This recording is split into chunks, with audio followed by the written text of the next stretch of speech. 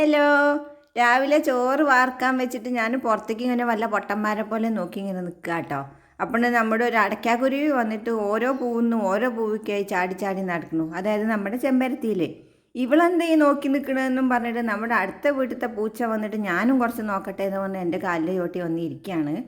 അത് കഴിഞ്ഞ് ചോറൊക്കെ വാർന്നു കഴിഞ്ഞപ്പോൾ ഞാൻ അതേ മത്തിക്കറിയും ചോറും എടുത്തിട്ട് കഴിക്കാൻ വന്നിരിക്കുക കേട്ടോ. മത്തിക്കറി കണ്ടാൽ പിന്നെ എനിക്ക് ചോറ് കഴിച്ചാലും തികയൂല. അപ്പം എൻ്റെ മുള്ളെങ്കിലും താന്നും പറഞ്ഞിട്ട് പൂച്ച എന്നെ സോപ്പിട്ടുകൊണ്ട് നിൽക്കുന്നത് കണ്ടില്ലേ. പൂച്ചയ്ക്ക് ഞാൻ പിന്നെ ഒരു മീൻ വേഗം കഴിച്ചിട്ട് ഒരു മുള്ള് കൊടുത്തപ്പോൾ അവന് എന്നെ വിശ്വാസം പോരാ. അവൻ പറഞ്ഞു ഇത് വിഷമാണെങ്കിലോ എനിക്ക് വേണ്ട. അപ്പം ഞാൻ നിലത്ത് വെച്ച് കൊടുത്തു നോക്കി. നീ തന്നത് വിഷം തന്നെ, എനിക്ക് വേണ്ട. ശരി, മണത്ത് നോക്കിയിട്ടൊന്ന് തിന്നാന്നും പറഞ്ഞ് മീനാന്നും പറഞ്ഞ് അവൻ കഴിക്കുകയാണ്.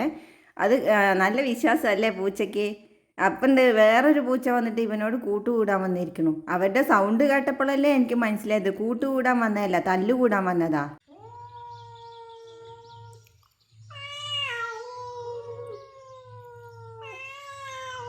അവരുടെ ശത്രുത അവസാനിപ്പിക്കാൻ വേണ്ടിയിട്ട് എൻ്റെ ചോറിലുണ്ടായിരുന്ന മീൻമുള്ള് ഞാൻ രണ്ടാക്കി പാകിച്ച് രണ്ടാക്കാണ്ട് കൊടുത്തിട്ടാ. എന്നിട്ടിപ്പോൾ ഞാൻ ഓഫീസിൽ പോകാൻ വേണ്ടിയിട്ട് ഇതാ വാതിലും കൂട്ടിയിട്ട് ഇറങ്ങുവാണ്.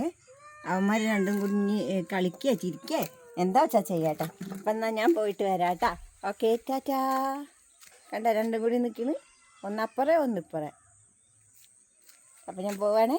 ടാറ്റാ.